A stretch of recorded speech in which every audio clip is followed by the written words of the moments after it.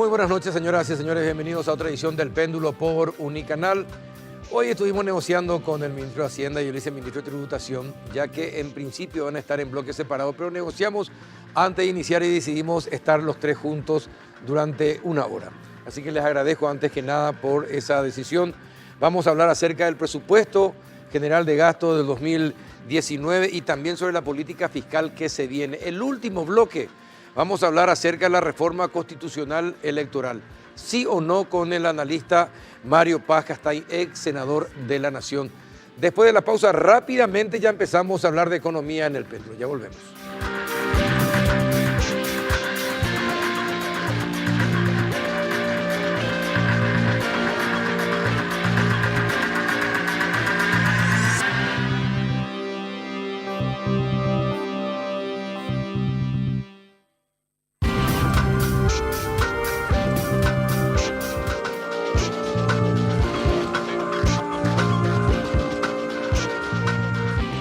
¿Qué tal, ministro Benigno López? ¿Cómo anda?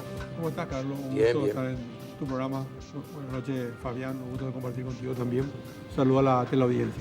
Viceministro de Tributación, Fabián Domínguez, ¿qué tal? Buenas noches, ¿cómo anda? Carlos, para nosotros un placer acá juntando con el ministro de Hacienda. Buenas noches, ministro. Buenas noches a toda la teleaudiencia. Vamos a compartir lindas novedades económicas para todo el mundo. Bueno, qué bueno. ¿Y cómo está el presupuesto? ¿Cómo se está elaborando? Estamos trabajando con los lineamientos para el 2019. Nosotros estamos incorporando con cada ministerio, principalmente que nos den la impronta de lo que ellos pretenden, de tal manera de acompasar las necesidades con los recursos. Ese es el desafío más importante.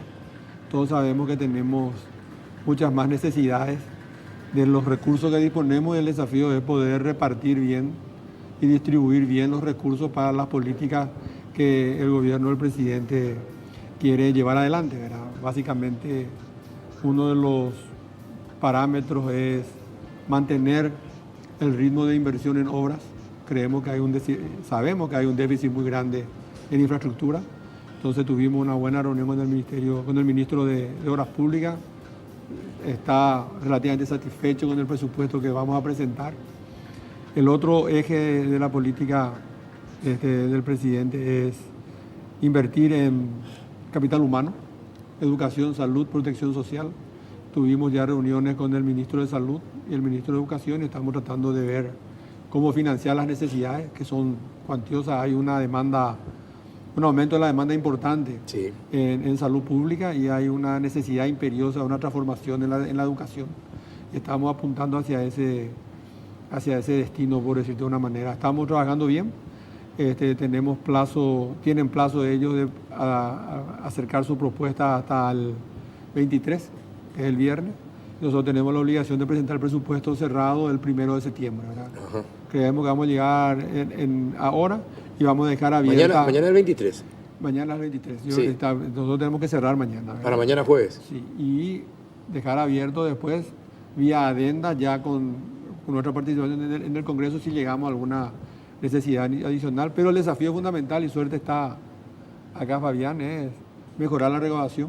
Y le pregunto a él. Mejorar la recaudación, vamos a hablar con él de eso, es ampliar la base contributiva y va a ser fundamental el trabajo coordinado de tributación y aduana, ¿verdad?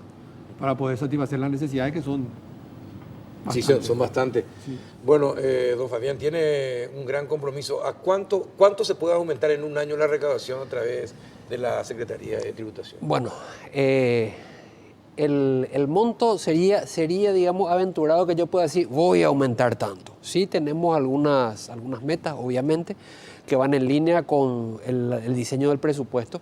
En ese sentido, como bien dijo el ministro, las necesidades son ilimitadas, los recursos siempre escasos. Tenemos que convertirnos en una suerte de profeta para multiplicar panes y peces, pero en esa labor estamos, juntamente con el director de aduana, estamos conciliando ya las acciones para emprender un control férreo, porque hay un flagelo que se llama evasión fiscal, que es contra el que tenemos que luchar. Ya se vino haciendo alguna tarea anteriormente, pero se luchaba, para que la audiencia entienda, contra el virus. Se luchó mucho contra el virus. Nosotros queremos luchar contra la causa que genera ese virus. ¿Qué significa eso? El principal foco de evasión hoy, y las grandes evasiones, y voy a utilizar un cliché que ya se usó, que se conoce y la gente le conoce por esa marca, Mega Evasión. Resulta que encontramos últimamente una serie de personas, empresas que están utilizando facturas apócrifas para cubrir toda la mercadería que tienen en sus inventarios y no pueden cubrir. ¿Y cómo ingresó esa mercadería a su inventario? Es la pregunta. Porque de algún lado tiene que ingresar, claro, se tiene que originar. Nosotros entendemos, según todos los indicios que tenemos que mejorar los controles en la aduana. ¿Por qué digo esto? Mejorar los controles en la aduana nos van a permitir también tener una mayor trazabilidad de esos bienes en el mercado interno. Entonces, esos controles que los vamos a hacer conjuntamente con la Dirección Nacional de Aduanas, en un esfuerzo conjunto, por instrucción del señor ministro, el mismo presidente de la República nos dio esa instrucción días pasados personalmente, donde acompañamos al señor ministro, y nos encargó que teníamos que hacer una suerte de hermanos siameses, que teníamos que trabajar mancomunadamente. Y en ese sentido, el plan concreto para responder tu pregunta es ponerle un brete muy fuerte al contrabando, poder incrementar el nivel de declaración de mercadería, no solamente en bienes, sino también en valor, que eso impacte en el mercado interno para que me dé a mí como Administración Tributaria Interna la posibilidad de poder hacer la trazabilidad de esos bienes y poder detectar mucho más fácilmente si hay algún tipo de desviación con no pago de impuestos. Entonces, concretamente es hacer una lucha frontal con la mercadería en inicio y seguir atacando el virus siempre, lógicamente, desde la Administración Tributaria Interna. Eso para, digamos, todo lo que tiene que ver con la mega evasión. Ahora, pero ustedes van a tener que enfrentarse contra esquemas muy poderosos. Muy poderosos económica y política y judicialmente hablando. Sin duda. Sí. Porque esta gente tiene su apoyo político en el Congreso o en los grandes partidos y también tiene su apoyo en la justicia. Sí. Y bueno, ¿y cómo van a enfrentar eso, ministro? Porque si queremos más recaudación y queremos desarrollar el país, como dice el viceministro, hay que ponerle un brete a la evasión y al contrabando. Y el compromiso está, Carlos, ¿verdad? El compromiso y el deseo de hacer lo que tenemos que hacer y todo lo que tenemos que hacer está. Y la cuestión política nosotros resolvemos de una manera sencilla con el apoyo incondicional del presidente a esta gestión en el sentido de luchar contra la informalidad. Fue parte de su discurso inaugural, ¿verdad? Contra la evasión y contra la impunidad. O sea, nosotros vamos a jugar el partido con todas las armas que podemos tener a nuestro alcance, ¿verdad? Y creemos que hoy estuvimos en una reunión, sí, ¿verdad? Y ahí salió un tema importante que es la gestión. Y la gestión son recursos humanos. Y al final el gran desafío nuestro va a ser encontrar los recursos humanos adecuados que nos puedan ayudar a hacer una gestión eficiente. Y ahí estamos trabajando conjuntamente con Fabián y con Julio en la aduana, de tal manera de encontrar personas que estén dispuestas a llevar adelante este desafío que es enorme. Sin contemplaciones.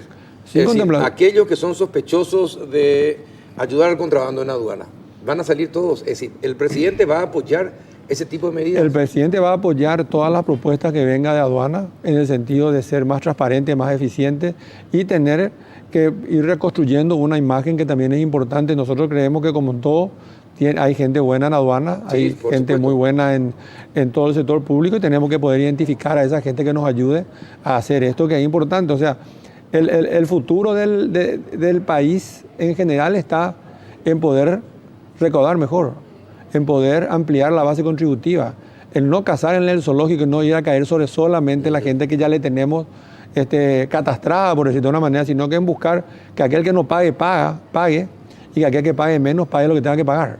O sea, ese es el desafío, al menos ese partido es el que vamos a jugar y ya los resultados se verán en el tiempo y esperemos que sean exitosos. Es un compromiso muy serio. Porque le digo, incluso son gente peligrosa. Son gente peligrosa porque está gente también ligada con el lavado de dinero, gente ligada al narcotráfico, que tiene que lavar todo lo producido por el narcotráfico, invierte justamente en algunas empresas que traen mercaderías o en bienes inmobiliarios. Es decir, es un problema bastante complejo. Es decir, van a tener que enfrentarse a la gran mafia que existe en Paraguay. Y es eso, o no poder recaudar lo que necesitamos para que la gente tenga una vida mejor en Paraguay, ¿verdad? Ese es el desafío que tenemos, ese es el cargo que asumimos, esa es la misión. Somos conscientes de eso y nadie nos obliga. ninguno de nosotros tiene una pistola en la cabeza para estar en estos lugares que son complicados y complejos, ¿verdad?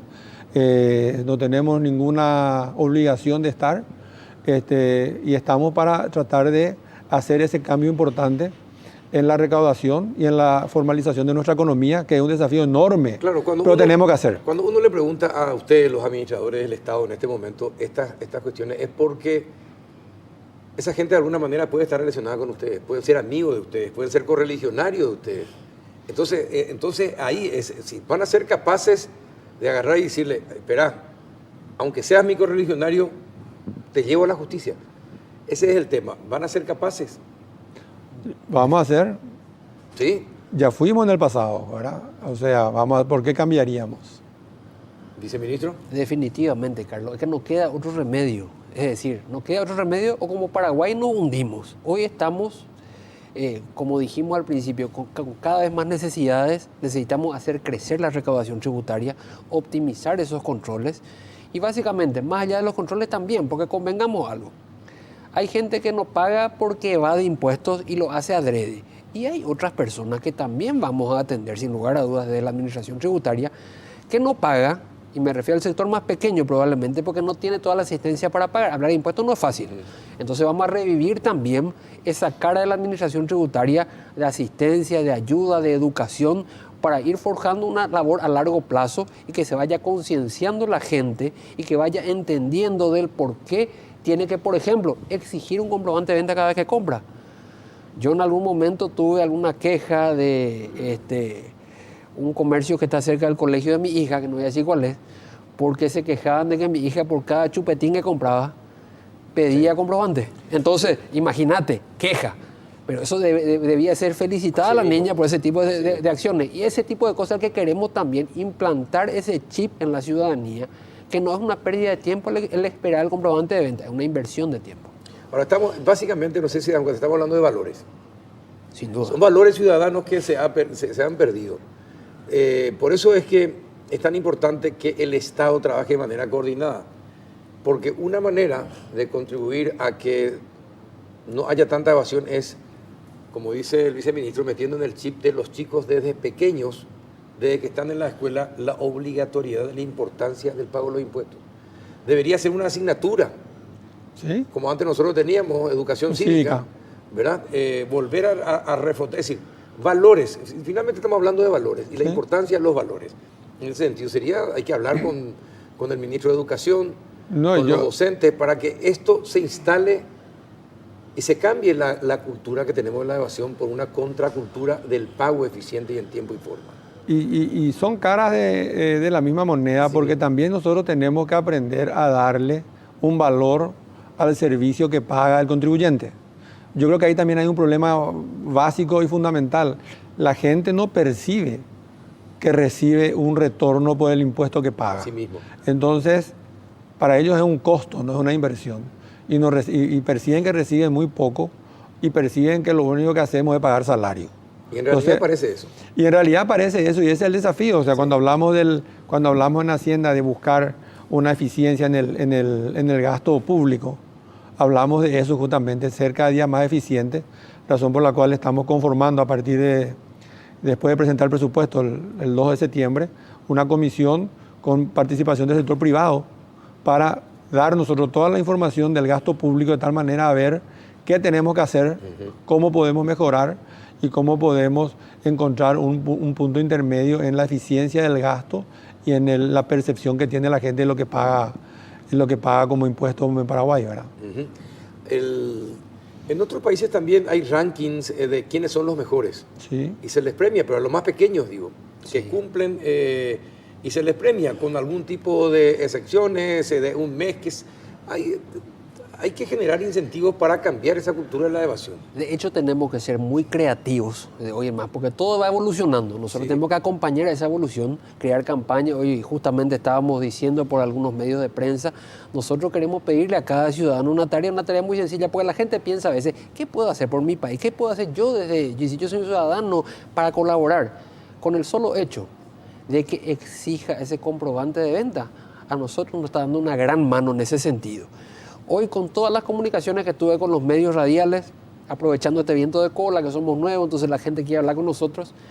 Así hicimos esa solicitud y vamos a estar saliendo muy fuertemente de la administración tributaria, marcando presencia positiva, porque desde un tiempo a esta parte parecería que se le ve a la administración tributaria medio como un enemigo, viene a controlar menos más. No. La administración tributaria es que principalmente... Siempre fue así, es decir, yo conocí, porque en algún momento de mi vida fui vendedor y estaba haciendo un comercio, y venían los inspectores de Hacienda, de Tributación, o del IPS,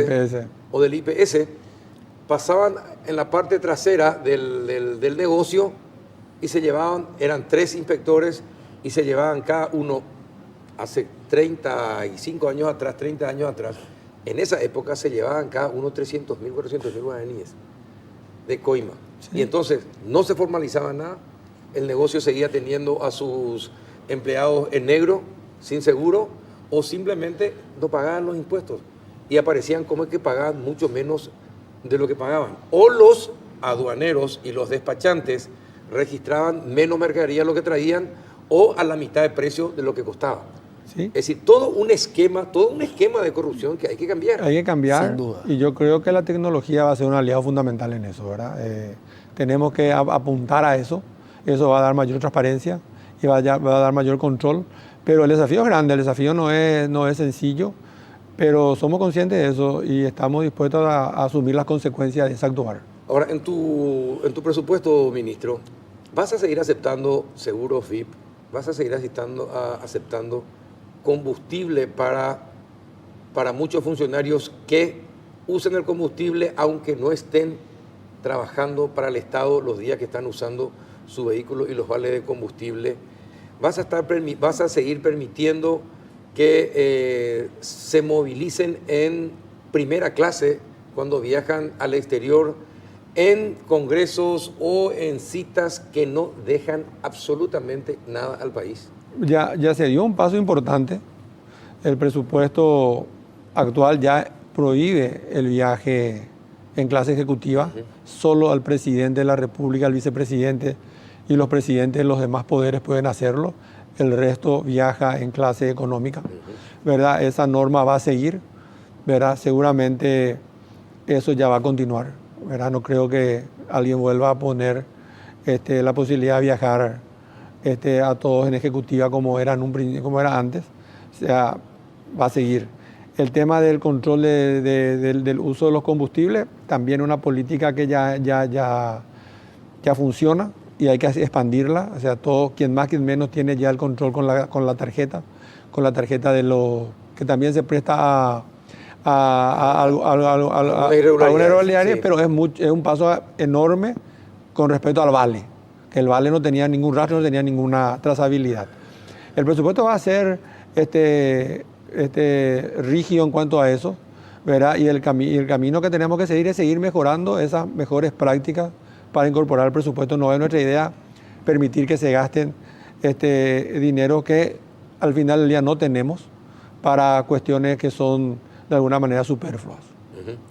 Pues sí, yo no sé si se podrán suspender los viajes, sobre todo de los parlamentarios.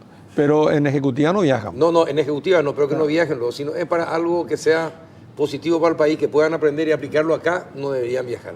Usted sabe que viajaron, muchos dieron la vuelta al mundo, sí. Conocieron lugares que nunca iban a conocer, pero no fueron capaces de formular un proyecto de ley nunca, mientras estuvieron en el Congreso. Pero hay que entender también que el Congreso y el Poder Judicial tienen presupuestos diferentes al Poder Ejecutivo. Sí, es cierto. ¿Verdad? Nosotros vamos a dictar los lineamientos y trataremos que todos los cumplan, pero en la órbita del Poder Ejecutivo va a ser así, solamente el presidente de la República y el vicepresidente viajarán en ejecutiva. ¿Y sobre los seguros? Los seguros es un tema más complejo de lo que parece, ¿verdad? Estamos haciendo un cálculo en IPS, en el Ministerio, porque hay, si no le pagas el seguro, ¿cuál es la otra opción? El reclamo es que vayan a IPS. Ese es el reclamo, ¿verdad? Claro. Pero en IPS tiene un costo también. No es que se van a IPS, entonces estamos viendo cuál es el costo. Irse a IPS, que hoy no puede recibir a todos los funcionarios públicos, porque colapsaría. Entonces, ¿cuál sería el plan que haríamos para migrar? El sueldo que tienen Sí. le permite pagarse solventarse un seguro propio. Pero, si vos, quiere, pero privado. vos me estás diciendo de que la crítica es que vayan a IPS. Ir a IPS tiene un costo para el patrón, Sí. ¿verdad? Que es cerca del 10,5% del Sí, salario. sí. Lo estamos analizando. Si le llevamos a IPS a los funcionarios públicos, vamos a tener que pagar 10,5 por lo menos de los salarios. Por lo menos. Por lo menos. Entonces estamos viendo cuál es más caro, Ujú. qué cubre más.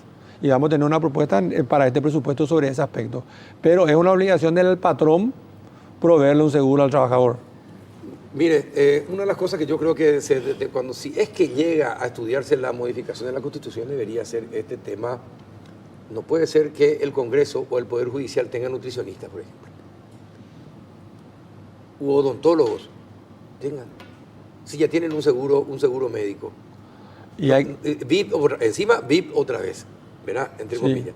Entonces, nos están esquilmando. no, yo creo que hay que mirar todo eso, ¿verdad? Yo no digo que no hay que mirar eso. Yo creo que es importante. ¿Cuánto se podría ahorrar, por ejemplo, sacando todo eso del presupuesto? Se podría hallar una plata importante. No sé cuánto, pues no tenemos calculado, pero cargos, tenemos un problema de cargos, ¿verdad? Si los cargos que son superfluos tienen que ser eliminados.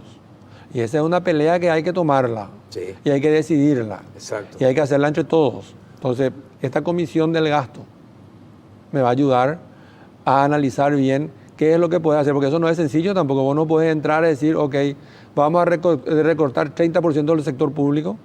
Pues tienes que saber dónde, cómo, cuándo, Claro, por qué, claro. y cuánto te va a costar y qué problema vas a generar al hacer eso, ¿verdad? ¿De dónde vas a sacar los recursos? O recortando el gasto público, o ampliando la base contributiva, o ampliando los impuestos. Tres caminos nomás hay, no hay un cuarto. Entonces yo creo que un desafío importante es tener claridad en el gasto. Determinar cuáles son los gastos y superfluos. determinar si yo tengo 2.900 funcionarios más o menos en el Ministerio de Hacienda, yo lo que tengo que hacer es que los 2.900 sirvan y hagan y cumplan su función. Sí.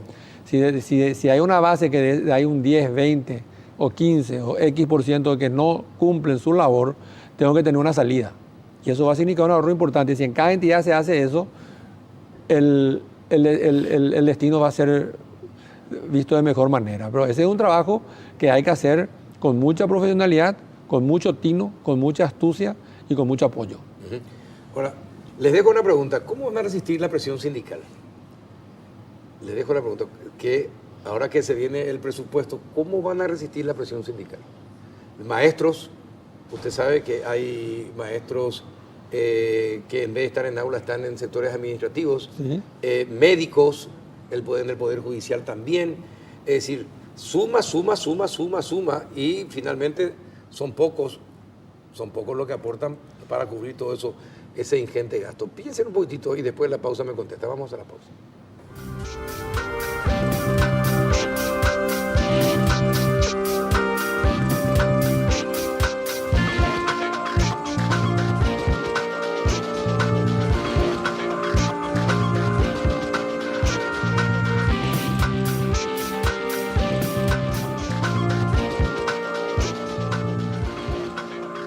Seguimos en nuestro bloque del péndulo con el ministro de Hacienda Benigno López y con Fabián Domínguez, viceministro de Tributación.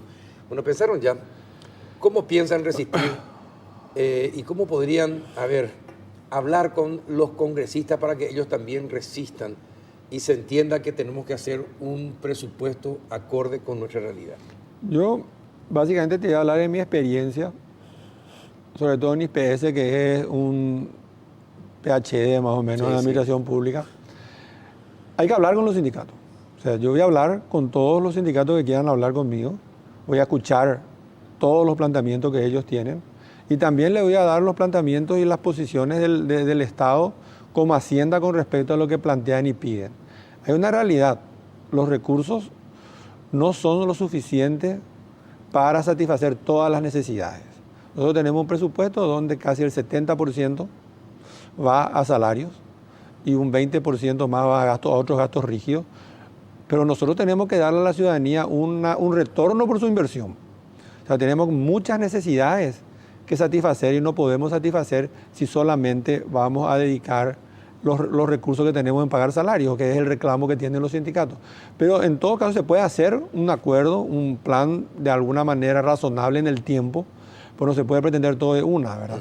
O sea, yo voy a hablar con ellos, voy a recibir, voy a hablar con el Congreso a la hora de presentar el presupuesto, voy a hablar con los senadores y diputados, que hay una regla que tenemos que respetar, que es la regla fiscal que está establecida en la Ley de Responsabilidad Fiscal, que te ponen dos requisitos fundamentales. Aumentos no pueden ir más allá del aumento del salario mínimo del año, ¿verdad? Si hay. Y el espacio fiscal para endeudarte es el establecido en la misma ley. Si nosotros cumplimos esas dos reglas, nosotros tenemos un presupuesto equilibrado. Es un compromiso que hicimos con toda la ciudadanía, con todos los contribuyentes. Nosotros le dijimos cuando sacamos esta ley como paraguayos, como gobierno, como Estado, esta regla la vamos a cumplir. Este va a ser el norte de tu presupuesto. Confíen en nosotros. No solo le dijimos a los paraguayos, le dijimos a los extranjeros. Cuando nos vamos a los mercados internacionales a emitir deuda, le decimos, el Paraguay cumple estas dos reglas. Estas dos reglas son fundamentales para nosotros, es lo que le da la confianza para invertir en bonos paraguayos en el mercado internacional a 10 o 30 años de personas que nunca vieron Paraguay más allá que leer un prospecto de lo que se promete avalado por calificadoras internacionales. Entonces, el diálogo tiene que ser la base de la construcción de un presupuesto equilibrado, porque ese presupuesto es el que va a servir para satisfacer las necesidades de la gente. Si nosotros no entendemos que tenemos un público mayor a los funcionarios públicos que estamos dentro del presupuesto, entonces no tenemos nada que ofrecer a la ciudadanía. Y la ciudadanía es la que paga el impuesto, los contribuyentes son los aportantes del funcionamiento del Estado y ellos tienen que sentir que hay un beneficio en lo que hacen. Definitivamente. Entonces, el diálogo va a ser la constante para llevar el presupuesto al camino que tenemos que llevar. Y ahí nosotros entendemos que tenemos el apoyo del presidente, sabemos que tenemos el apoyo del presidente en que él quiere hacer un Paraguay ordenado, disciplinado y transparente en su gestión. A ver, don Fabián, hoy leí que usted renunciaba al porcentaje por lo que se recauda, ¿no? El premio por lo que se recauda. Sin duda. ¿Es así definitivo? Definitivo, es un tema que ya lo veníamos conversando con el señor ministro hace rato. Resulta ¿Usted que y todos los funcionarios? No. En mi caso sí. Yo. ¿Por qué? Y te explico por qué. Es muy sencillo. Si bien es legal, y está en la ley, sí, pero no nos parece legítimo. ¿Y por qué yo? Resulta que en mi caso particular, cuando llega un caso en donde hay que multarle a alguien, ¿quién es el que firma finalmente la decisión evaluando los criterios para aplicar esa multa? El viceministro. Entonces, ¿cómo yo voy a atribuirme un monto de dinero sobre lo que yo mismo le estoy, condenando con mi firma? Sería juez y parte y tendría un conflicto de intereses en ese sentido. Entonces, podemos determinar ahí, si bien es legal, pero no legítimo. ¿Pero usted estuvo cobrando? No, nunca, definitivamente. En alguna oportunidad, cuando fui funcionario, sí, obviamente, en el pasado, de la administración tributaria. Yo me retiré de la administración hace 4 años y medio, ahora estoy de vuelta para tratar de ayudar con este desafío grande que tenemos por todo lo que estuvo aplicando el ministro, pero esa es la razón por la cual, respondiéndote a tu pregunta, me excluí de esa lista y en estos días estamos firmando el acto administrativo por el cual se determina que el viceministro cobra 0 guaraníes. Es más... ¿Y no le vas a instar a tus funcionarios a que sigan tu ejemplo? Lo que pasa es que está en la ley. A ver, y ese es un tema que tenemos que discutir largamente, porque resulta que la participación por esas sumas de dinero, por las multas, existe ya desde hace mucho tiempo. Yo hace mucho tiempo que escucho esto. Últimamente nomás es que se elevó la voz de protesta justamente por varias razones. Una de ellas porque el viceministro cobraba y todo aquello. Los viceministros anteriores, ¿cómo hacían? Cobraban también, pero entregaban a donación a alguna entidad de beneficencia. Entonces, básicamente, nadie tenía tanto resquemor por esta situación. Y últimamente, cuando eso empezó a ocurrir, la gente se levantó, molestó, les causó escozor, pero es un elemento interesante que tenemos que buscarle probablemente con otra lógica. Hoy recibí de un colega de otro país cómo manejan en otros países esa situación y no una participación de multas. Si bien se hace una participación de resultados entre los funcionarios, se le pone una meta a la administración y si se pasa esa meta de recaudación, entonces hay un porcentaje que va como premio a los empleados, por ejemplo. Entonces se les incentiva, porque últimamente con todo lo que ocurrió, y yo escuché, esto se leía en redes sociales, en muchos lugares, se le catalogaba a la administración tributaria como recaudador de multas. Y nosotros somos recaudadores de impuestos, definitivamente. La multa es una consecuencia y encima no deseada. Pero bueno, esa es la realidad hoy, ese es el primer paso que estamos dando para tratar de tomar medidas creativas, como dije en un inicio, para dar señales a la ciudadanía de que queremos ser íntegros. ¿Qué quiere decir íntegros? ¿Qué quiere decir ser íntegro? Hacer lo correcto aunque nadie te vea, y es lo que queremos dar ejemplo desde la administración tributaria y toda la función pública. ¿Qué va a pasar con el IRP? Finalmente, ¿Qué va a pasar con el IRP? Este fin de mes termina el plazo. Y tenemos un plazo de fin de mes, sí, pero a ver, ahí tenemos que aclarar algunas cuestiones. Con el IRP se suscitó, heredamos un entuerto, una discusión muy grande, muy interesante técnicamente hablando, que tenemos que resolverla definitivamente. Como es de público conocimiento, hay una comisión que está trabajando sobre este tema, sobre el sistema tributario. ¿Qué es el sistema tributario? Se compone de todo lo que es legislación y todo lo que es administración. En todo el tiempo de trabajo que estamos llevando, el ministro Benigno me dio la misión de hacer una evaluación de la administración, que es lo que yo estuve haciendo. Tenemos un consejo de una suerte de notables, que están varias personas, sector público-privado, trabajando para tener un informe final de la parte de legislación. Entonces, nosotros con esos dos insumos tomaremos conocimiento de la situación. Esos insumos nos darán la información para tomar las decisiones correspondientes, no sin antes sentarnos a una mesa de diálogo para poder cerrar y poder tener una salida decorosa, alternativa, interesante para ambas partes, no solamente para el sector privado, también para el sector público, en el sentido de que tenemos que resolver ese entuerto y poder seguir llevando adelante la recaudación de impuestos. Pues quiera o no, hoy con este diálogo, con esta diferencia que tenemos coyuntural por intereses contrapuestos, afecta un poco a la recaudación. Entonces tenemos que zanjar esta situación para seguir llevando adelante la fiesta y en paz. Pero esto significa que se puede posponer, se puede pasar para otra fecha otra vez el cierre. No quiero anticiparme a dar una respuesta con los contadores están referencia expectantes. Mire, yo sé que en este momento esta pregunta es fundamental para los contadores. Sin duda, pero yo no tengo condiciones hoy de resolverte eso. Yo te voy a dar mi opinión, ¿verdad? Yo creo que están expectantes, y está bien que estén expectantes porque, como te dije, apostamos al diálogo y vamos a encontrar una solución. Y ese diálogo va a tener que ser una transacción. A las partes vamos a tener que renunciar seguramente a algunas de nuestras pretensiones.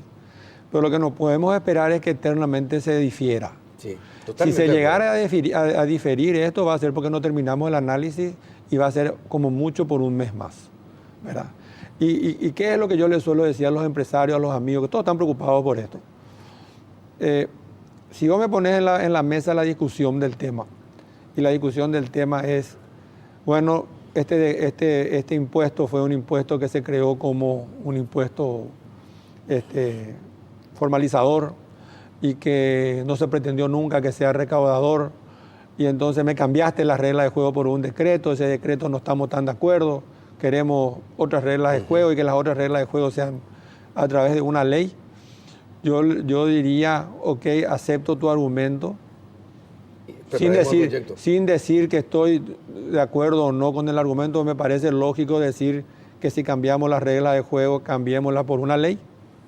Me siento en la mesa, arreglamos ese entuerto, borrón y cuenta nueva.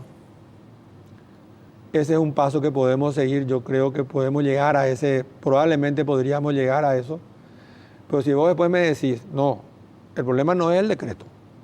El problema es que yo quiero que siga siendo siempre igual. Yo quiero que se deduzca todo. Es el único impuesto a la renta del mundo que permite eso. En eso yo le diría a ellos no. Tenemos que sentarnos a ver que esto funcione como tiene que funcionar y que tengamos alguna vez que este impuesto a la renta sea realmente el más equitativo, que tiene que ser como todo el mundo, ¿verdad? Y que sea equitativo, que sea justo, que sea recaudador también. O sea, mi posición es intermedia.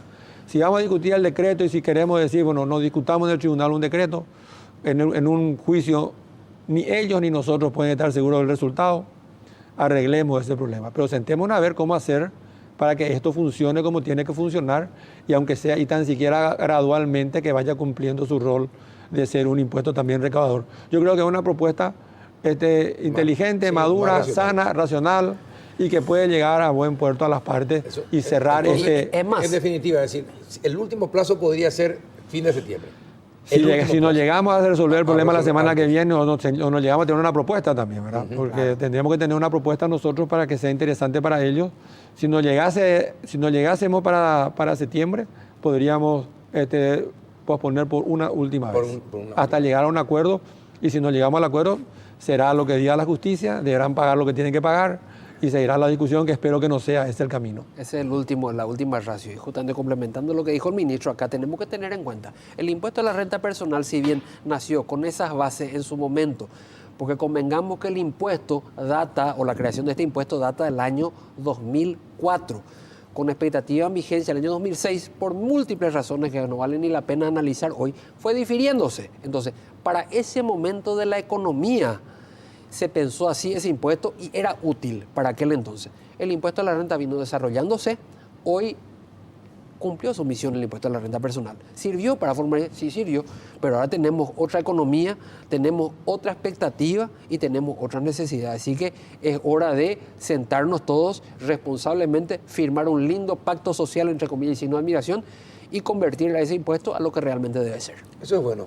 Sentarse a dialogar con todos. Sí, con todos. Tiene que ser un diálogo incluyente. Exacto, porque es lo que se reclama. Es lo que se reclama. Exactamente. Y yo estoy dispuesto a hacer eso. Tengo la instrucción del presidente de nunca dejar de dialogar. Genial. ¿Y qué va a pasar con la pensión? Con la ley de pensiones, que mañana puede decidirse, puede rechazar. ¿Qué va a pasar?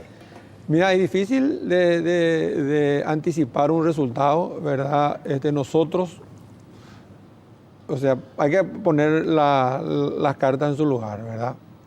Yo participé de este proceso desde el inicio. O sea, yo no puedo decir nosotros, pero puedo hablar por mí. Como profesional, que creo que soy serio o relativamente serio, esta es la propuesta que se hizo desde hace 2 años y que creo que es una propuesta interesante y necesaria para el país. Hicimos la propuesta, se abrió un camino, se presentó el proyecto, se retiró el proyecto a medida de las mismas personas que hoy están pidiendo que se vuelva a retirar. Se dio un plazo para llegar a un acuerdo, no llegamos a ningún acuerdo. Volvimos a presentar en aquel momento, el ministro de Hacienda, Santiago Peña, volvió a presentar el proyecto.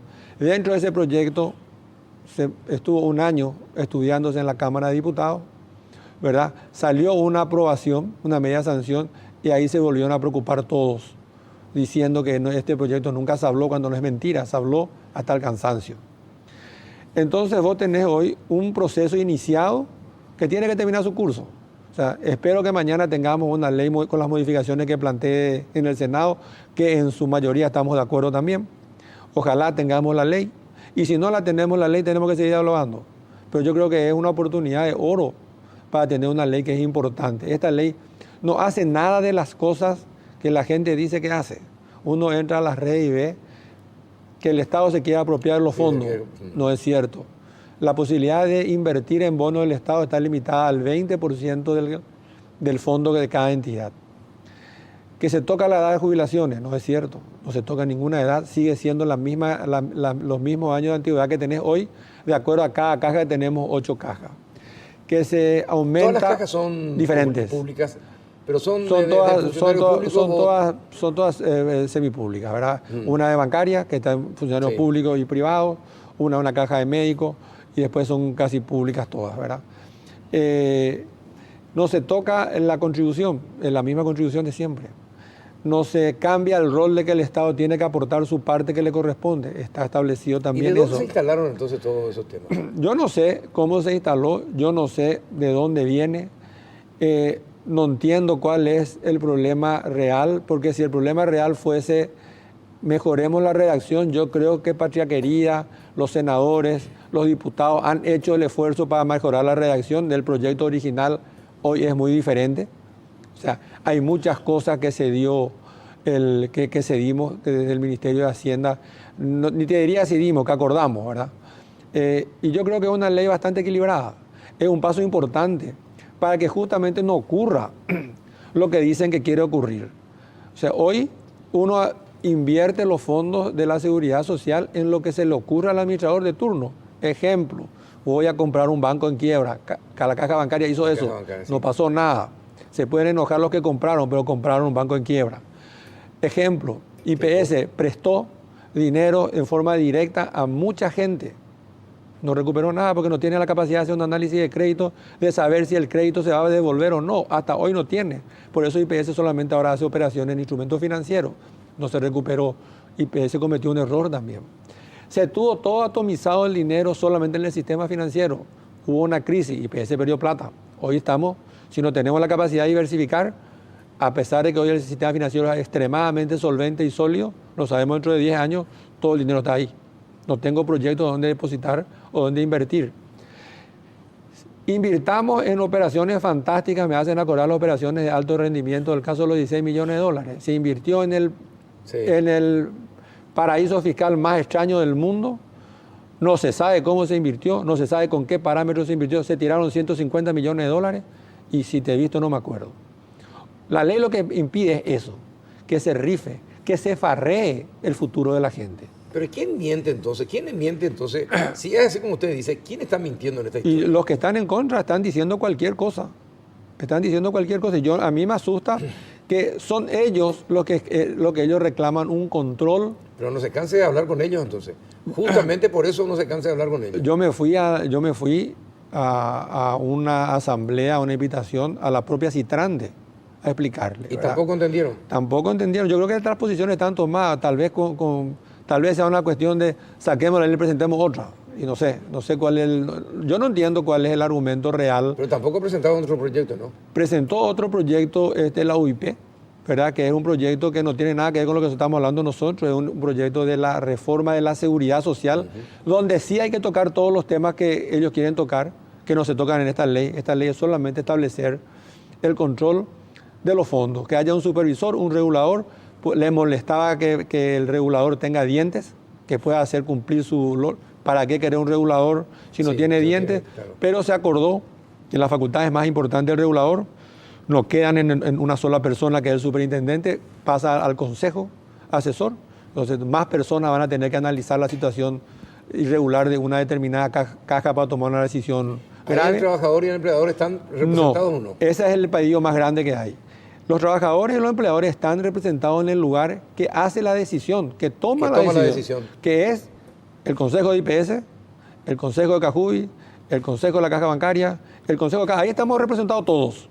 Somos los que tomamos la decisión en función a un menú que va a estar en una ley.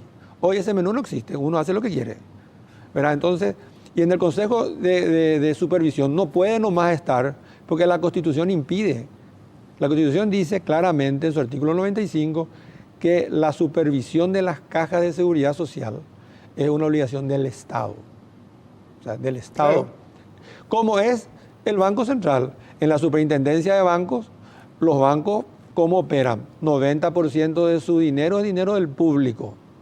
Y en la superintendencia hay un superintendente que tiene los poderes que tiene que tener para regular y controlar. No, hay una participación privada ahí. Donde hay, no funciona, que es INCOP. Donde está capturado el regulador. Y hay que impedir que el regulador esté capturado por el regulado. Básicamente ese es el principio de fondo que hay. Y a veces tengo que aprender a explicar, es más fácil a lo mejor. Sí, sí. ¿Verdad? Porque, como me dice mi hermano, a veces no me entienden mucho la gente porque explico muy técnicamente, muy complicadamente las cosas. Pero esa es la situación, o sea, no hay ningún motivo para que no tengamos la ley. Es importante justamente para el aportante activo y para el jubilado, que haya alguien que controle y que regule y que supervise. Claro, para que no se rifa. Pero si no sale la ley y que no se haga cualquier cosa con el dinero como se hace hoy, entonces, si sale la ley, todos ganamos. Y si no sale la ley, seguiremos discutiendo. Bueno, vamos a ver qué pasa el día de mañana. ¿Cómo están los casos de mega evasión? Los casos de mega evasión están varios en discusión en sede administrativa, algunos están en sede judicial. Hay varios casos abiertos de mega evasión, hay otros por abrirse próximamente. ¿En serio? Sí, seguimos investigando. Como dije al principio del análisis, el virus, que es el uso de factura falsa, lo seguiremos combatiendo. Y hoy innovamos en esta nueva época una nueva modalidad de esa lucha y vamos a tratar de atacar la causa que genera ese virus, juntamente con el director de aduana. Y los casos de mega evasión siguen su curso, estamos trabajando justamente. ¿Cuáles son las zonas donde justamente. más se cometen este tipo de actos? Y en principio era hacia la frontera, pero hoy está enraizado hacia todo el país, Carlos. Realmente ¿Sí? esta es un mal endémico, la gente como te digo, creemos que es por el ingreso masivo de mercaderías de contrabando que la gente utilizaba esa producción de facturas no auténticas, falsas o apócrifas para cubrir ese inventario que no se podía cubrir porque entraba la mercadería de contrabando. Entonces, es el freno que vamos a tratar de poner para tratar de frenar eso, y que nos saca mucha energía de trabajo, todo aquello de hacer los controles. Y no podemos hacer todo eso otro, nos concentramos en lo urgente, que es matar ese virus, y no podemos hacer lo importante, que es como vinimos hablando hace rato, de crear conciencia, de educar para tratar de apostar a futuro. Es realmente una carga de trabajo muy grande que tenemos. Entonces vamos a tratar de cambiar la modalidad, la táctica, vamos a tratar de atacar en la fuente con el apoyo de aduana. Gracias a Dios tenemos un buen diálogo, ya estamos trabajando juntos, planes de trabajo que en breve se van a ver materializados con la ejecución de eso, para dar señales también a la ciudadanía de lo que vamos a hacer, de lo que estamos haciendo, y que eso rinda su fruto y impacte en la recaudación fiscal, que es tan importante para cubrir todas esas necesidades que se estuvieron hablando presupuestariamente. ¿Qué pasa con el dólar? Y el dólar Se está valorizando, sigue está por llegar a los 5.800. Sigue la tendencia mundial. Yo creo que cuando ocurra algo que no sea regular, el Banco Encima Central Estados Unidos, intervendrá. como nunca está mejor económicamente que... Tenemos desafíos importantes que vendrán de afuera más que de adentro. La situación de nuestro vecino no es buena y la guerra comercial va a tener su efecto. ¿Va a tener su efecto? Yo creo que sí, en el mediano plazo, la suba de tasas de la Reserva Federal también. Sí. O sea, sí, están bien, entonces suben sus tasas. Los desafíos tenemos de afuera, pero yo estoy muy confiado. Tenemos un Banco Central absolutamente independiente, sólido, competente. ¿Y las zonas libres que quiere instalar Brasil va a perjudicar a la frontera? Es otro problema que tenemos, una reunión con el Centro de Importadores, ¿verdad? Que pidieron una reunión. Yo tuve una reunión. ¿Cuándo va a ser esa reunión? La semana que viene, para buscar alternativas. No acá en Asunción. Para buscar alternativas. Tenemos muchos desafíos que vienen de afuera. ¿Y cuáles serían las alternativas que están bosquejando? No, básicamente se está analizando las partidas arancelarias, las importaciones, tratar de ver una manera creativa e inteligente de poder agrupar las mercaderías correctamente para poder otorgar una ventaja competitiva a la incidencia, a la presión tributaria de inicio de esas mercaderías, para poder seguir trabajando en ese esquema y básicamente apuntar ya a futuro a tener alguna suerte de valor agregado de mano de obra. Eso tenemos que ir apuntando a la transformación del comercio de Ciudad del Este. Que si bien hoy vamos a tener algunas medidas probablemente creativas de salvataje para ir avanzando en ese sentido y ser más competitivos en frontera, pero también tenemos que ir apuntando a otros nichos de mercado. Dura tarea, ¿no? Les espera. Dura tarea les espera. Linda tarea, diría yo, Carlos. Desafiante. Son Desafiante. ¿Y si la situación argentina podría afectarnos también o no? Y siempre el vecino es complicado. O sea, como decían, nuestro vecindario siempre fue complicado para nosotros desde hace 200 años. Uh-huh. Y esta época no es la excepción, ¿verdad? O sea, todos estamos preparados. Nosotros hemos podido como país desacoplarnos los vaivenes de los vecinos. Y esas son fortalezas que tenemos en función a que se ha realizado un trabajo eficiente en el equipo económico. Se ha podido diversificar la economía paraguaya y creemos que nosotros tenemos que seguir profundizando el modelo y haciéndolo más eficiente y más eficaz cada día. ¿Cuántos bonos vas a emitir? No sabemos todavía el monto, pero estamos trabajando. Yo creo ¿Por qué que no saben todavía el monto? Y porque estamos viendo. Se habla de 600 millones, ¿ya puede ser más? En 600, está entre 600, no tengo todavía va a depender mucho del espacio fiscal y como hoy viste en la reunión, el problema nuestro no es básicamente recursos, el problema es nuestra gestión. ¿Verdad? Entonces, colocar muchos bonos que no podamos ejecutar tampoco me satisface, ¿verdad? O sea, estamos viendo con el equipo de Hacienda, el equipo realmente de primer nivel, y entonces vamos a tener un número de acuerdo a nuestra necesidad y a nuestra capacidad de gestión. Perfecto, señores. Les agradezco la presencia. Pasó volando 1 hora hablando de economía. ¿Será que nos gusta a nosotros o estamos tan entusiasmados con el tema? Pero realmente hay muchos desafíos por delante y espero que todos estemos a la altura de las circunstancias. Nos quedó corto el tiempo, Carlos. Nos quedó corto, definitivamente. Efectivamente. Ministro, éxitos. Gracias, Carlos. Viceministro, usted también, éxitos. Gracias, Carlos, a tus órdenes siempre y queremos aprovechar vuestros espacios para hacer llegar nuestro mensaje a la ciudadanía. Bueno, cuando les invitemos no rechacen entonces. Al contrario. Que no tengan cena, que no tengan cena, cumpleaños famoso, cumpleaños de la patrona, que esto que es famoso. ¿Te puedo decir algo? Decime. El péndulo tiene la primicia. Ya está. Muchas gracias, viceministro. Muchas gracias, ministro. Gracias, Carlos. A la vuelta de la pausa, reforma constitucional y electoral, ¿sí o no? ¿Usted qué preferiría? ¿Sobre qué? ¿Reforma constitucional o electoral? Electoral primero. Electoral primero. Vamos a la pausa.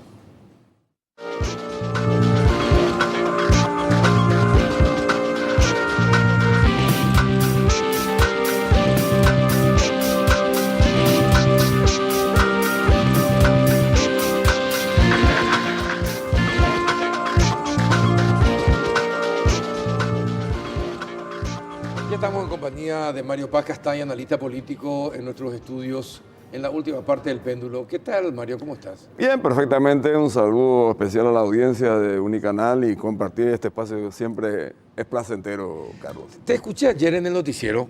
Sí. Te hicieron una entrevista a los compañeros del noticiero y estás en contra de la constituyente. En este momento, ¿por qué? No, ni siquiera puedo decir que esté en contra, porque tengo también mis objeciones compartidas con otros compañeros del partido y de otras nucleaciones también, que la Constitución merece unas correcciones y modificaciones en la parte orgánica, no en la parte dogmática. En la parte dogmática no creo que no hay que tocar nada, porque una Constitución moderna, de avanzada, incluso todavía, pero tiene que ¿Cuál es la diferencia necesita ajustes. entre la parte dogmática y la Y dogmática? los principios, las definiciones, Sí. los principios parte generales, dogmática. la parte dogmática, ¿no? Y la parte orgánica es la que hablaba de los poderes, la división de los poderes, la constitución, la organización, cómo se los elige, de qué manera se atribuyen sus facultades, sus deberes, sus obligaciones, etcétera, etcétera, etcétera. Ahí en esa parte orgánica es donde hay que precisar ajustes, modificaciones y correcciones.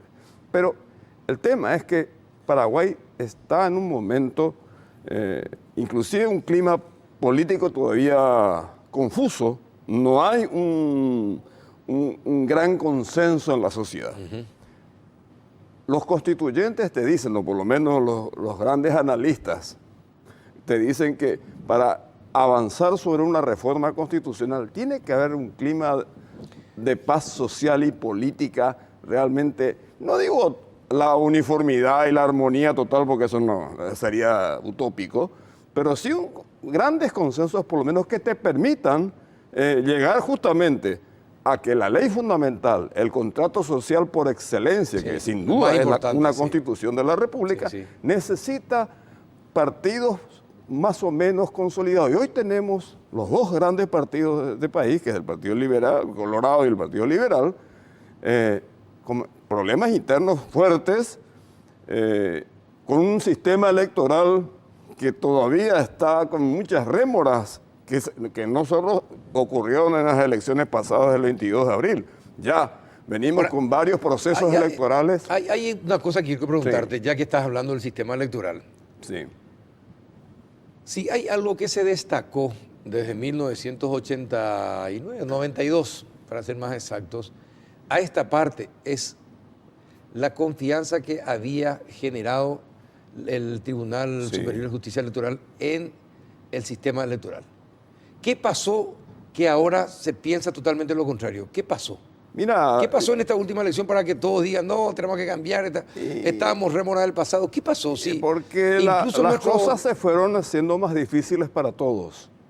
Las primeras elecciones fueron, vamos a decir, competiciones entre 4 o 5 nucleaciones grandes. Yo recuerdo las elecciones 93, cuando yo estaba en el Encuentro Nacional, era Partido Colorado, Partido Liberal, Encuentro y algunas organizaciones, pero ya sin tanto impacto. En las siguientes, del 98, ya fueron un poco más, las de 2003, pero a partir de 2008 aparecieron ya un sinnúmero de nucleaciones políticas. Los partidos tradicionales se fueron fracturando cada vez más, y además también la misma justicia electoral fue así, desgastándose en el curso de la gestión. Yo no digo que haya sido la responsable final, porque de todos modos las elecciones, con sus dificultades, sus luces, sus sombras, han sido ratificadas, salvo esta última. Claro, esta es la primera vez. Tuvo un cuestionamiento más fuerte. Esta última tuvo un cuestionamiento más fuerte. Sí, y es la primera vez que se pone en duda el resultado real. Sí, en las otras los perdedores aceptaron la derrota, se pudieron haber enojado, pudieron haberse felicitado 1 o 2 días. pero se aceptó. Yo creo que hubo errores graves, pero ya están en la misma matriz de la cuestión electoral, que es la ley. Nosotros en Patriaquería, por ejemplo, estamos analizando fuertemente con nuestros legisladores un proceso de reforma sustentado en que las mesas, el problema fundamental viene en las mesas electorales, en la constitución de las mesas, donde hay problemas de la integración, y aquellos sectores como los nuestros que no tienen la posibilidad de integrar toda la estructura, bueno, tendría que darse una mayor igualdad de oportunidades, y pensamos que esa puede ser una carga pública, por lo menos para un lugar en la mesa. No digo que vos le vayas a desubicar y a descolocar a los otros partidos, no, pero por lo menos que haya un representante que puede ser de los universitarios, que pueden ser de los docentes, en fin, como una carga pública, o un mecanismo de sorteo, en fin, que pueda integrar y darle un poco más de equilibrio y equidad al control electoral. El sistema también se puede vigorizar y fortalecer. Ya hemos visto que, no sé por qué se sacó el tema de las urnas electrónicas. Hay críticas que el software, que se puede hackear, que se puede invadir. No hay sistema electoral perfecto, Carlos.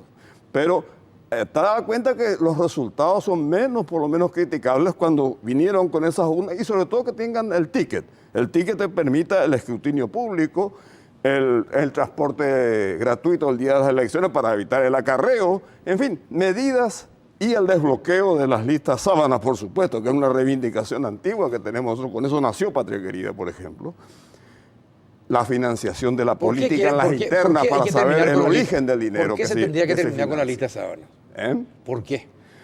Y para permitirle al elector darle la posibilidad de dar un voto preferente y no estar atado a una decisión de una o dos o tres personas. Que el elector pueda, por lo menos, en una lista de, qué sé yo, pongamos de 9 diputados, ¿cuántos son ahora? 8.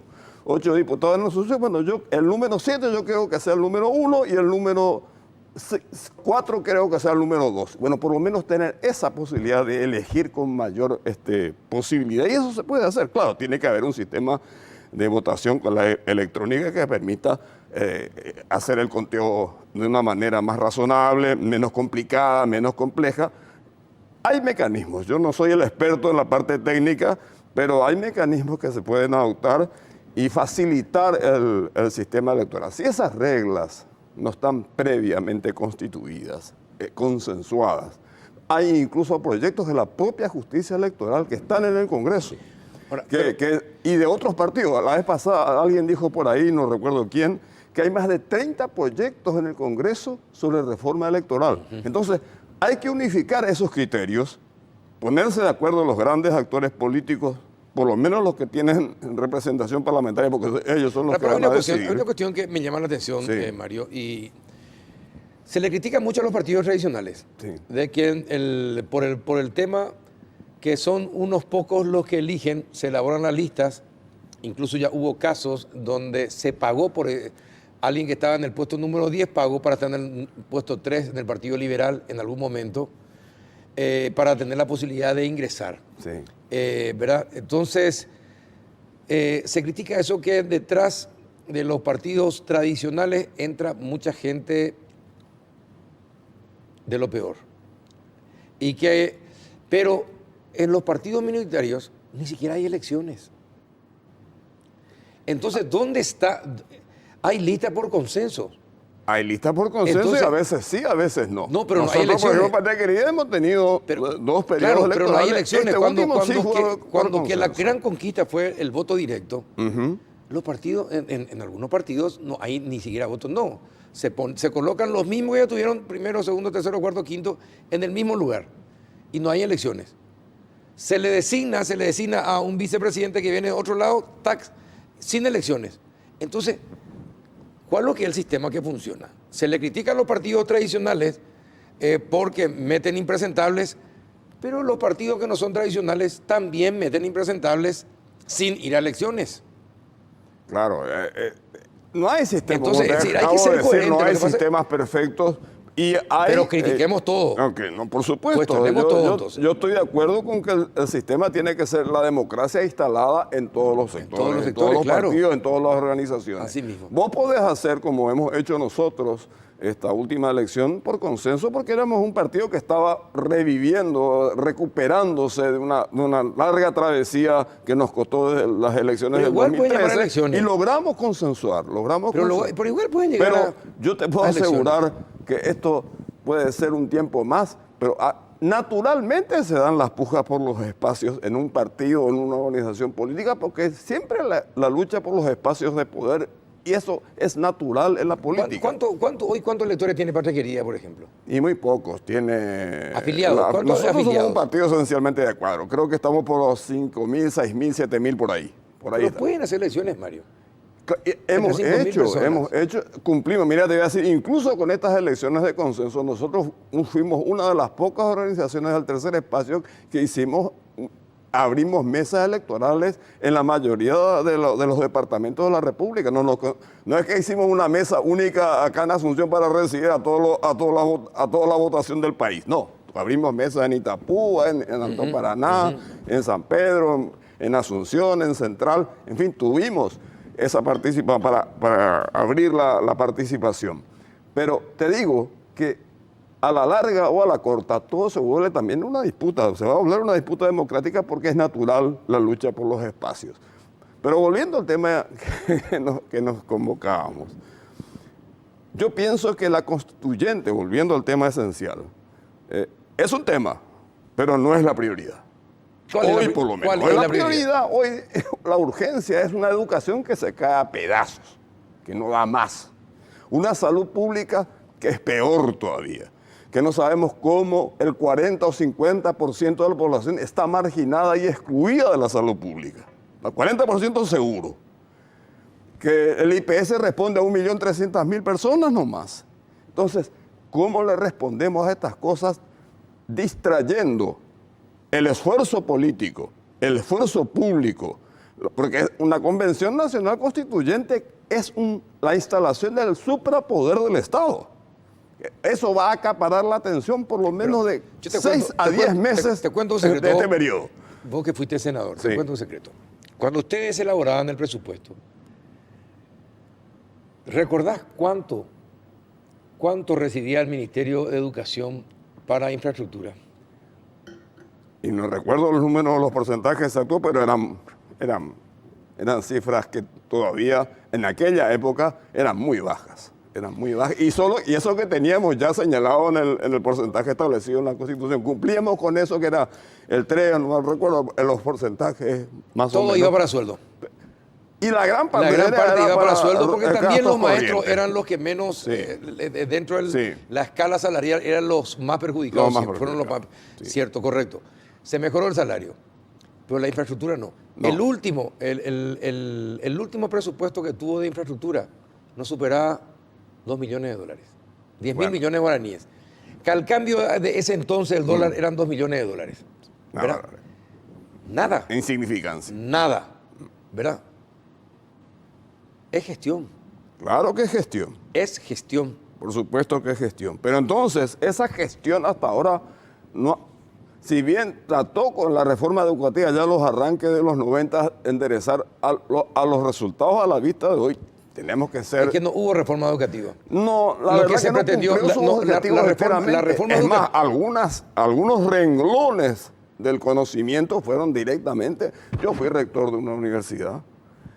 Teníamos que hacer para recibir los alumnos que venían, no hablo del Paraguay profundo, acá de la zona metropolitana y de Asunción, teníamos que hacerle cursos de nivelación para Así incorporarlos al nivel universitario. Y te estoy hablando de una Los cursos de ingreso son tenía eso. una Los posición cursos de ingreso que se hacen, privilegiada.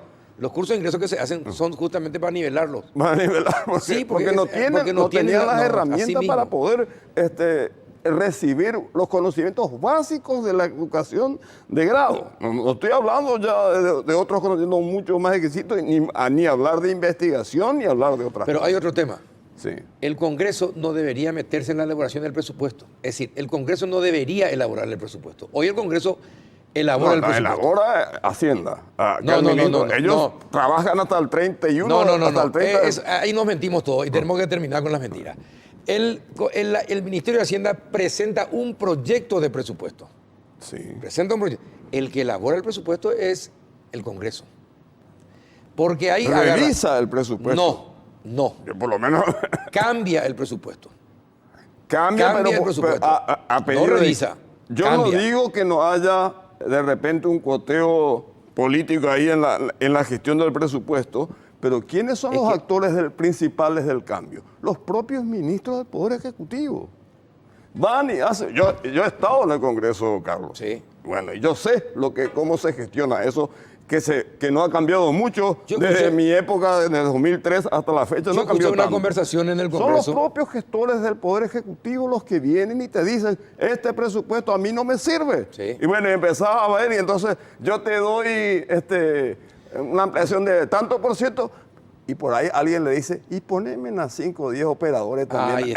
Ahí está. Bueno, entonces está. ahí viene Ahí la está, el intercambio. complicación, Ahí la está. corrupción. Totalmente. Bueno, eso tiene que terminar. Y tiene que terminar. Tiene que Pero terminar. ¿desde dónde tiene que arrancar? Porque si yo te entrego un presupuesto desinflado, pero con la mitad del gabinete después haciendo cola para pedir ajuste, porque Sí, es entonces injustificable. tenemos que Ahí- sincerarnos es todos. Totalmente. El Poder Ejecutivo también se Se tiene puede que pensar sincerar, se tiene que sincerar En al un presupuesto Congreso. plurianual.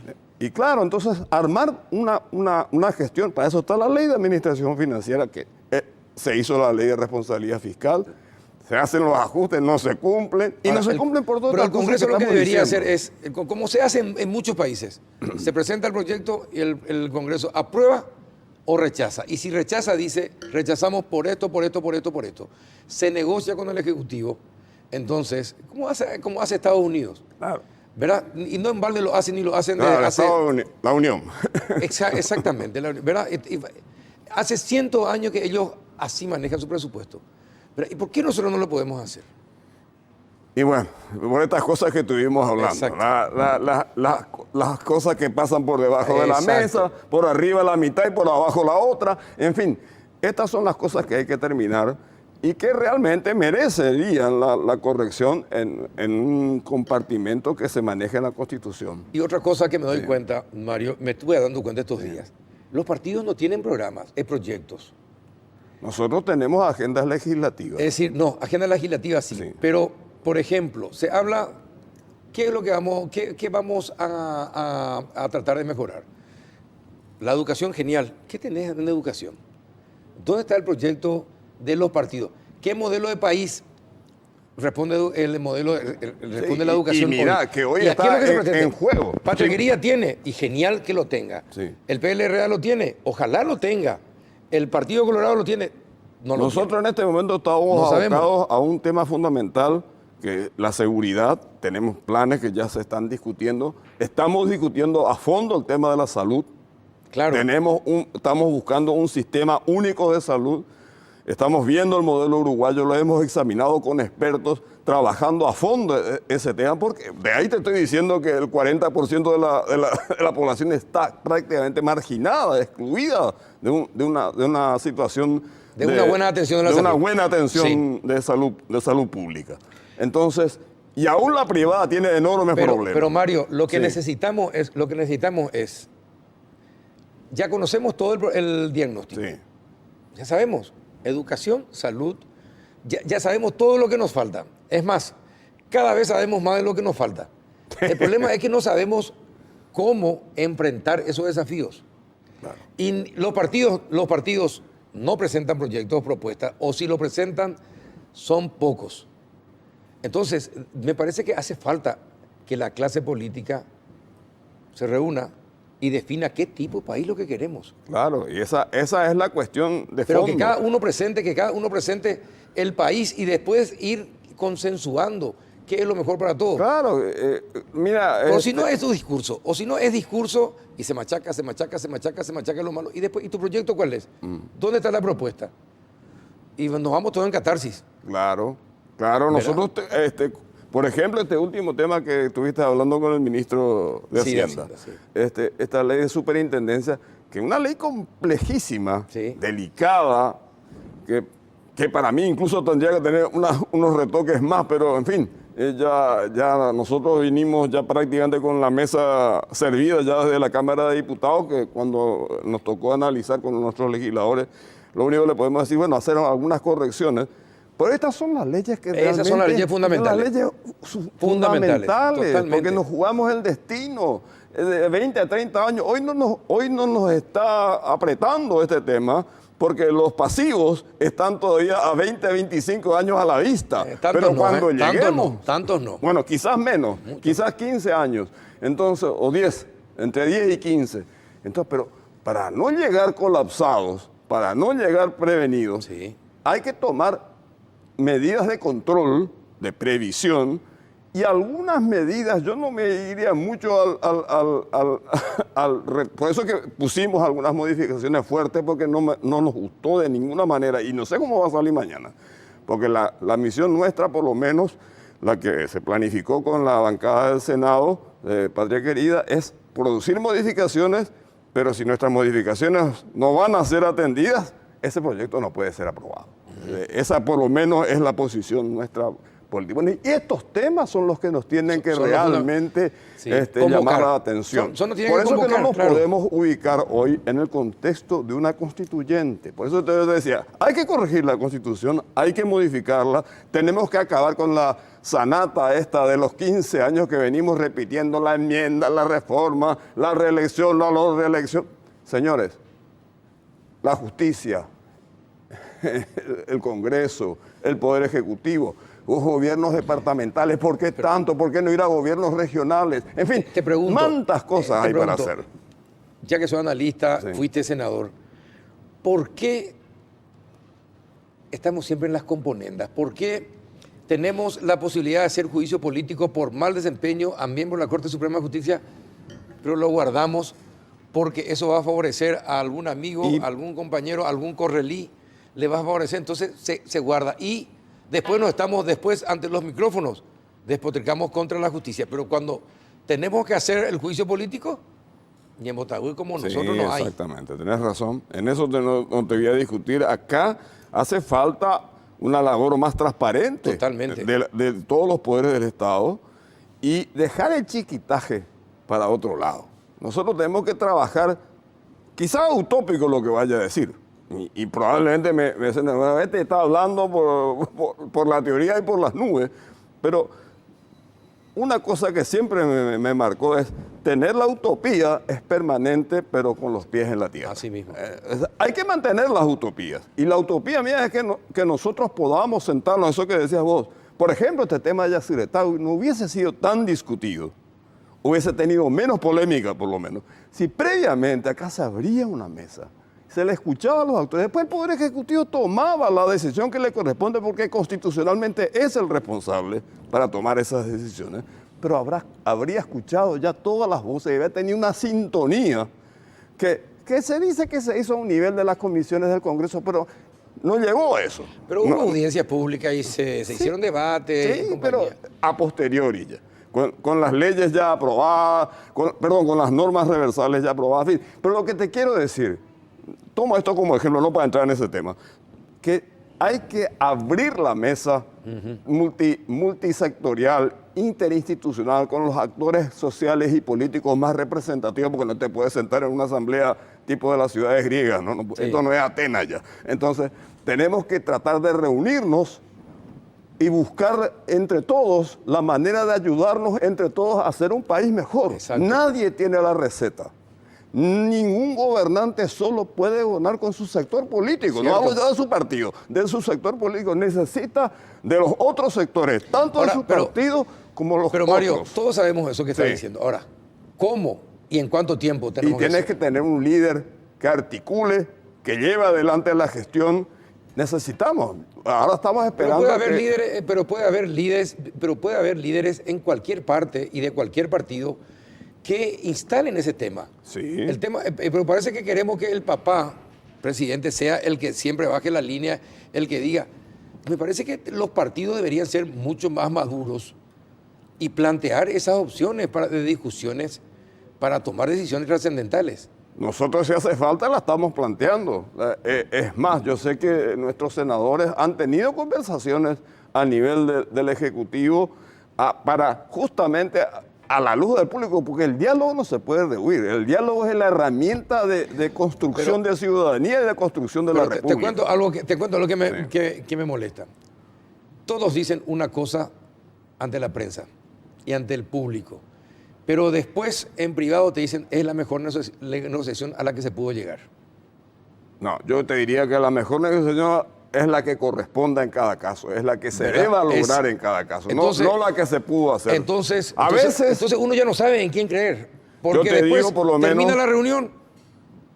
Nosotros tenemos que buscar otra cosa. Lo mejor, y a veces lo mejor no coincide con lo perfecto, sino con lo posible. Exacto. Y entonces vamos por escala. Exacto. Pero te digo, digamos entonces sinceramente, sentémonos a hablar, esto no va a ser lo ideal, esto no va a ser lo mejor, pero va a ser lo posible. Es que ninguna negociación es lo ideal. Claro, porque vos tenés que ceder, lo posible, la otra claro. parte tiene que ceder. Así mismo. Entonces, cuando la unión de las sesiones y concesiones recíprocas se produce, lográs el acuerdo. Si no, suma cero, ¿no? Nadie gana. Y el jugar a nadie gana no sirve para nada, ni para el país ni para los sectores que están afectados en el gobierno y administración de la República.